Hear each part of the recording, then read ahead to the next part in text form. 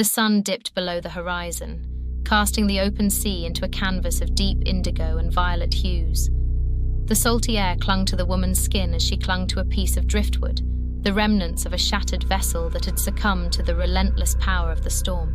Alone and adrift, the vast expanse of the ocean stretched in all directions, a desolate emptiness that mirrored the hopelessness growing within her. Her name was Isabella, a seasoned sailor who had once navigated the seas with confidence. Now, the once familiar waters became a haunting labyrinth where every wave seemed to conceal unseen dangers.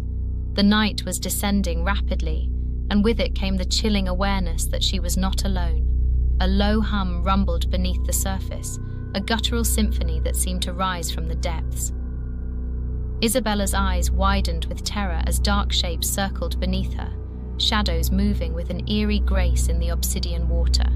Sharks, dozens of them, their sleek forms slicing through the waves, their predatory instincts awakened by the scent of vulnerability.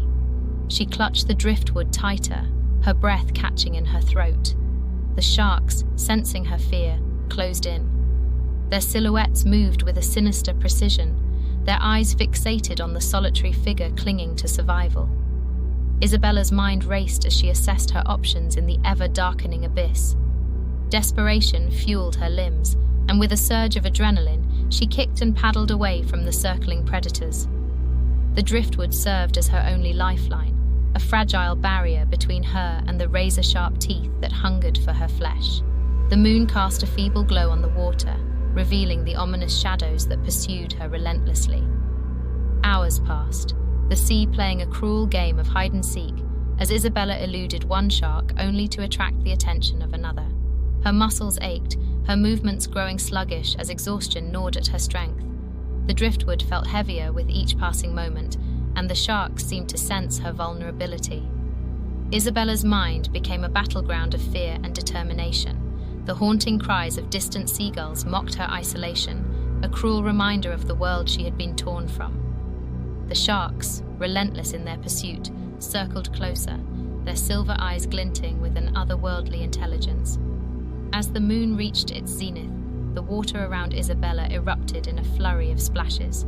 A colossal shadow emerged from the depths, a monstrous shark, its size dwarfing the others. Its dorsal fin cut through the surface like a sinister blade, and its eyes bore into Isabella with an intelligence that transcended the primal instincts of its kin. Isabella's heart pounded as the massive shark surged forward, its jaws snapping shut just inches from her drifting sanctuary. The smaller sharks, seemingly deferring to their formidable leader, circled with a renewed sense of purpose. The monstrous shark's eyes held a malevolent gleam, a predatory intelligence that seemed to revel in her desperation. Driven by an instinct to survive, Isabella mustered every ounce of strength. She propelled herself forward, her arms burning with the effort. The monstrous shark followed, a relentless force that matched her every move. The smaller sharks, now a menacing phalanx, closed in from all sides. In the inky darkness, Isabella's world became a surreal dance of shadows and moonlit ripples. The water vibrated with the hum of the sharks, an eerie symphony that echoed the impending doom. The monstrous shark lunged again, its gaping maw a black void that threatened to consume her. With a surge of determination, Isabella veered to the side, narrowly avoiding the massive jaws. The smaller sharks collided with each other in their relentless pursuit, creating a chaotic frenzy of fins and teeth. In the midst of the turmoil, Isabella caught a fleeting glimpse of salvation, an outcropping of rocks jutting from the sea like skeletal fingers. Summoning the last reserves of her strength, Isabella swam with desperate abandon toward the rocks. The monstrous shark, undeterred by the chaos around it, pursued her relentlessly.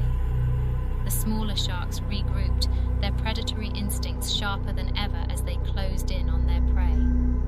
As Isabella reached the rocks, she pulled herself onto the jagged surface, her body trembling with exhaustion. The monstrous shark circled below, its eyes fixed on her like a malevolent moon. The smaller sharks, undeterred by the treacherous terrain, continued to converge on their prey. Isabella's breaths came in ragged gasps as she scrambled higher, seeking refuge on the unforgiving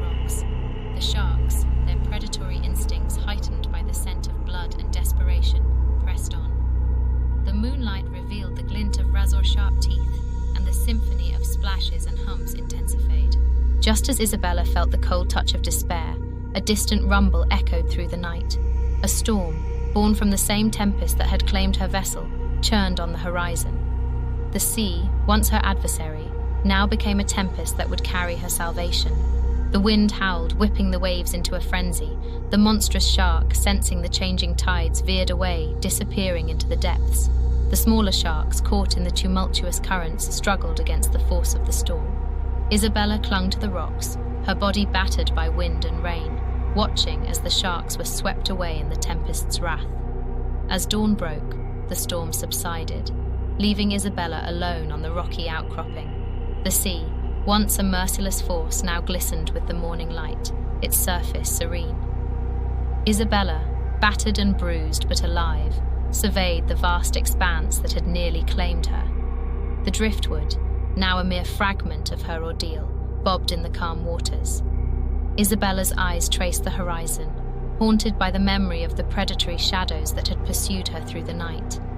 The sea, a fickle and enigmatic realm, held secrets both beautiful and terrifying, and Isabella had become an unwilling witness to its darker depths.